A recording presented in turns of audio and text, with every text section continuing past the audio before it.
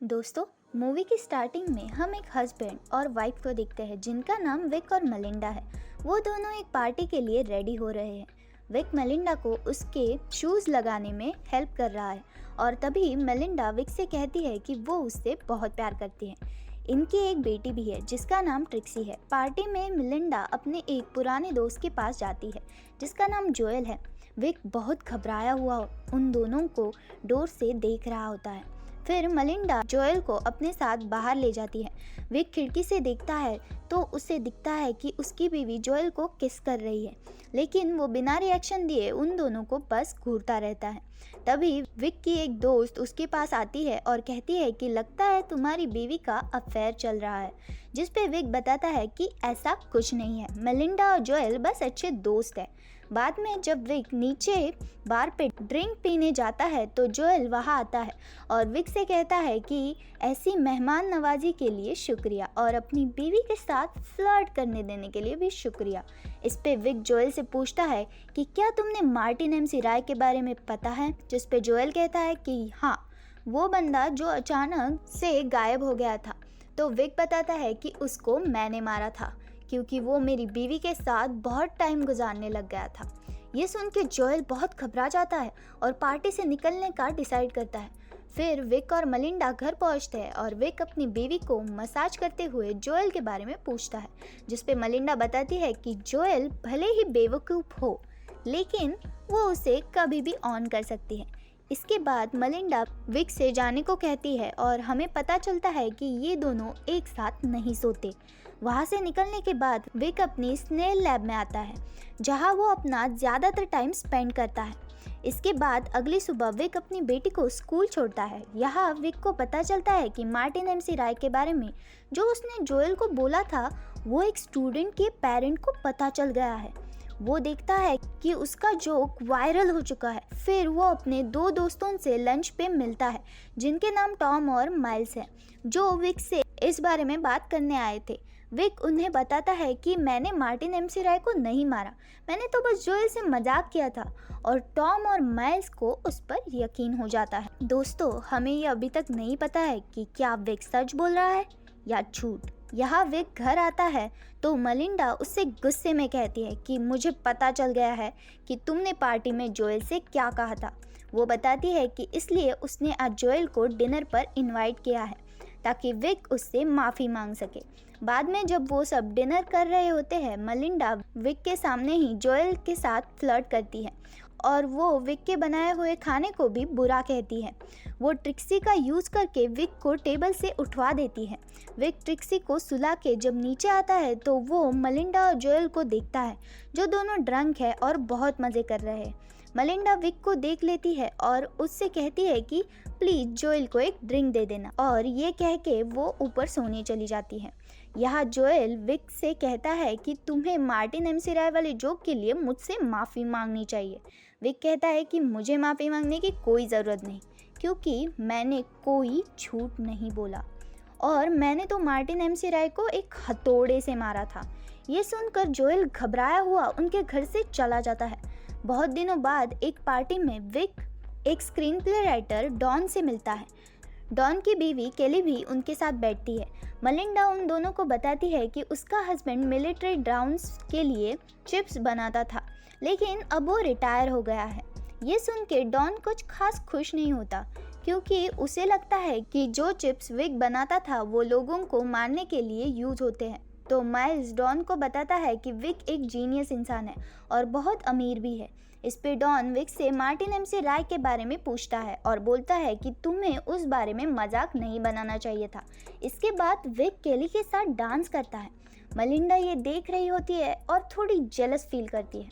जब वो दोनों घर जा रहे होते हैं तो मलिंडा विक से केली के बारे में पूछती है और बोलती है क्या तुम उसके साथ सोना चाहते हो। इस पे विक कुछ नहीं कहता तो मलिंडा विक को याद दिलाती है कि वो उसका है और उसे एक ब्लो जॉब देती है और घर पहुंचते ही वो दोनों इंटीमेट होते हैं।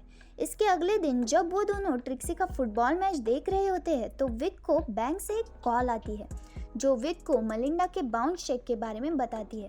वो बताते हैं कि मलिंडा ने किसी चार्ल्स नाम के आदमी को पियानो लेसन के लिए $3000 भेजे थे। विक इस चार्ल्स के बारे में पता लगाता है तो उसे पता चलता है कि चार्ल्स पास ही एक लॉन्ज में पियानो परफॉर्मेंसेस करता है। तो विक उस लॉन्ज में डोर बैठा ड्रिंक पी रहा होता है।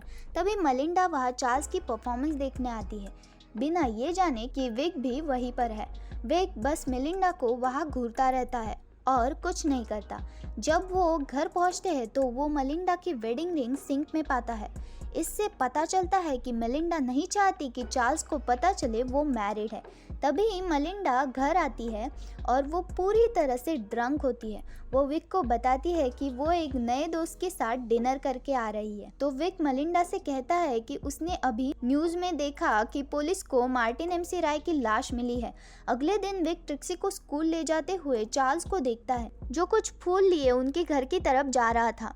और जब विक घर आता है तो वो उन्हीं फूलों को टेबल पे देखता है जो चार्ल्स के हाथ में थे, जिन्हें वो कचरे में फेंक देता है।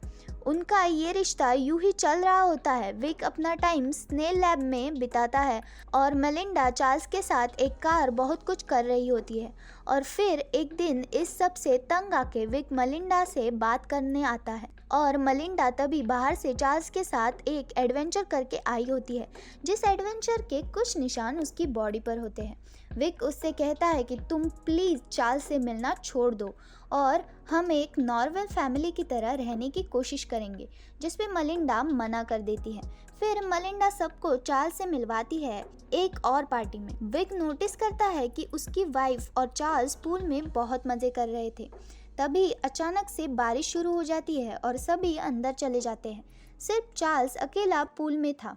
तभी विक चार्ल्स को उसी पूल में डुबाकर मार देता है। फिर कुछ टाइम बाद मलिंडा खिड़की से देखती है तो उसे चार्ल्स की बॉडी पानी में तैरती हुई दिखती है और वो जोर से चिल्लाती है। तभी पुलिस वहाँ आती है और मलिंडा बेझिझक पुलिस से ये कह देती है कि चार्ल्स को विक ने मारा है। लेकिन विक के सभी दोस्त ये मानने से इनकार कर देते हैं और पुलिस से कहते हैं कि मलिंडा अभी शॉक में है, इसलिए वो ऐसा कह रही है। फिर एक दिन विक मलिंडा से डिवोर्स की बात करता है, जिस पे मलिंडा साफ मना कर देती है। तो विक उससे पूछता है कि तुम मुझसे डरती क्यों नहीं अगर तुम्हें लगता है कि मैंने चार्ल्स को मारा है। मलिंडा कहती है कि वो इसलिए नहीं डरती क्योंकि वो जानती है कि विक ने चार्ल्स को उसी के लिए मारा था। विक डॉन को अपनी स्नेल लैब में ले जाता है और उससे कहता है कि मेरे बारे में ये अफवाह मत फैलाओ कि मैंने चार्ल्स को मारा है। जिस पे डॉन कहता है कि अगर तुमने चार्ल्स को नहीं मारा तो तुम एक लाई डिटेक्टर टेस्ट करके दिखाओ, जिस पे विक मान जाता है। एक दिन विक मलिंडा को एक आदमी के साथ लंच करते हुए देखता है। विक उनके साथ बैठा है और उस आदमी से पूछता है कि तुम कौन हो। वो बताता है कि मैं एक प्राइवेट इन्वेस्टिगेटर हूँ। विक फिर सीधा डॉन के घर जाके उसे एक बैंक रिकॉर्ड दिखाता है, जिस पे मलिंडा ने डॉन के अकाउंट में बहुत सारे पैसे ट्रांसफ़र करे होते हैं और डॉन ने उनके बदले मलिंडा को एक प्राइवेट इन्वेस्टिगेटर प्रोवाइड किया होता है। फिर से विक मलिंडा को एक और आदमी के साथ देखता है जिसका नाम टोनी है। मलिंडा टोनी को अपने घर पे इनवाइट करती है और हर बार की तरह विक के सामने ही टोनी के साथ फ्लर्टिंग करने लगती है। फिर मलिंडा टोनी को अपने रूम में ले जाती है और वो इंटीमेट होने लगते हैं। विक फिर से ये सब होते हुए देख रहा होता है। विक को टोनी रोड पे मिलता है और वो उससे कहता है कि वो मलिंडा के साथ एक प्रॉपर्टी देखने जा रहा है और मलिंडा चाहती है कि तुम भी वहाँ आओ। टोनी मान जाता है और कार में बैठ जाता है। जब वो उस जगह पहुँचते हैं तो अचानक से विक टोनी पर एक बड़ा पत्थर मारता है, जिससे वो कुछ ऊंचाई से गिरता है और वहीं मर जाता है। विक उसकी बॉडी को एक पत्थर के साथ बांधकर नदी में डुबा देता है। फिर एक दिन उनकी फैमिली उसी जगह पिकनिक आए हुए होते हैं जहां विक ने टोनी की बॉडी को डुबाया था। ट्रिक्सी नदी किनारे खेल रही होती है। तभी विक आके उसे कहता है कि जल्दी से अपनी मॉम के पास जाओ। तभी विक नदी की तरफ देखता है और उसे वहाँ टोनी की बॉडी पानी के ऊपर आती हुई दिखती है। फिर शाम को घर पे विक मलिंडा से टोनी के बारे में पूछता है, जिस पे मलिंडा बताती है कि टोनी ने बहुत दिनों से उससे कांटेक्ट नहीं किया। फिर मलिंडा विक को हक करती है और उसे अपने रूम में सोने के लिए कहती है।